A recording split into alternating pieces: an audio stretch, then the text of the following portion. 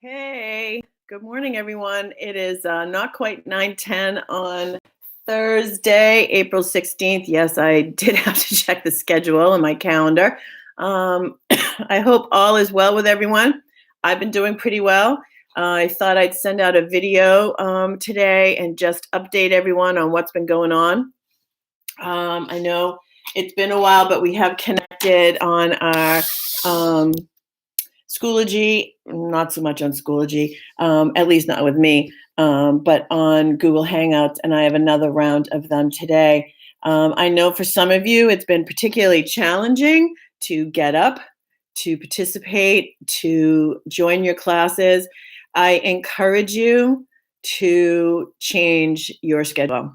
As hard as it is to not stay up late at night, you're missing class and it's been noticed. So those of you who have not met with every class, have not joined in with your Q&A on Thursday and Friday, have not checked in with any of your teachers, have not checked in with me. Some of you have not done that, at least not regularly. I encourage you to do so. This is a bizarre time, and I am concerned about all of you. I'm a little concerned about my juniors who, as of yesterday, the SATs will not happen in June. So I don't know what the plan's going to be. There was some talk about Saturday administrations in August. But on Good Morning America today, they were talking about coming up with an online at-home option. So for some of you, this is going to be a really difficult time. For my seniors, some of you are having a really hard time making decisions about where you're going to go. Is it worth it to spend that kind of money to perhaps be doing online classes that maybe you could do somewhere for a lot less money? So these are major life-altering decisions for some of you. And I'm here for you if you need to talk about it. I know financially, people are in very different positions than they were a month ago. I know in my own family, people have been furloughed and laid off, and in some cases fired. Thankfully, all my siblings are currently employed, but that for at least my sister Elise is kind of a day-to-day thing, and her husband's hours have been reduced. So this is a tough time, and your parents may not want to talk about it. This may be too difficult for them to have a conversation with you about, but you need to think about um, what alternatives might exist for you and what might have to happen if, God forbid, you can't head off to school in September. I don't know what's going to happen with that. So this is a really tough time. And I feel for you, and I'm here for you if you want to talk about it. But that's enough of the negative. So I don't know about you guys, but that storm on Monday was pretty brutal. I was without power from Monday at 4 o'clock in the afternoon to yesterday at 11:30 in the morning. And I want to tell you that not having electricity was pretty challenging. I went to my mom's house yesterday to charge my phone because it takes forever in your car. And I had a meeting I needed to attend. So, there I am in my mask in my 84-year-old mother's house, potentially putting her at risk. And I'm like, what are you doing? So I got out of there as fast as possible. And by the time I got home here to the apartment, the power was on at 11:30, thankfully.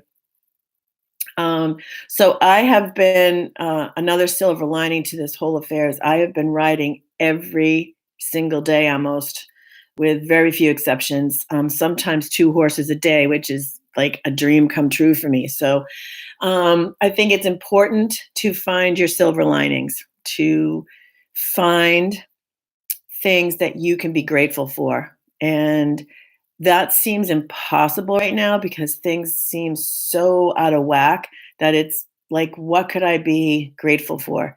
But there are things to be grateful for. It starts with being healthy. It starts with having access to school because, believe it or not, there are loads of kids who do not and want to. So you need to think about that. there are kids who want to be in school.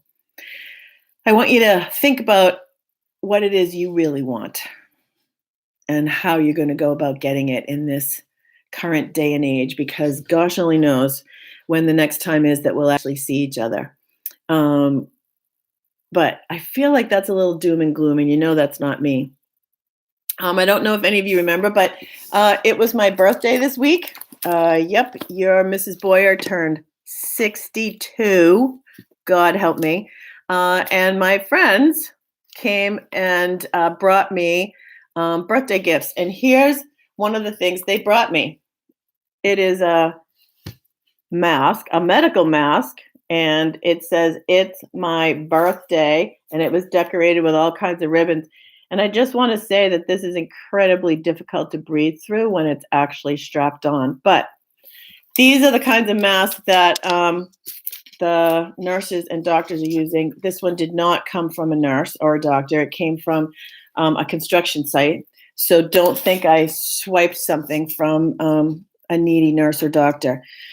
The other thing I want to say is, and this will be the last thing I say, is if you can, I want you to make a donation somewhere. I want you to take $5 and I want you to send it to the Norwell Food Pantry. I want you to send it to Feed America. I want you to send it to the United Way. If you're 18 and you think you can, donate blood. Obviously speak to your parents about both of those things, but find a way to do something for someone else, because, staying trapped in our houses and not being out there are people in Norwell who are struggling, really struggling, and not having the luxuries that some of us take for granted. So it is on my list today. I'll show you my list, actually, right here. Feed America. I am making a donation today. I have no idea how much, but as much as I possibly can. That's my plan for today. The other thing on my list is to find some plants that I can plant outside for the bees and the butterflies.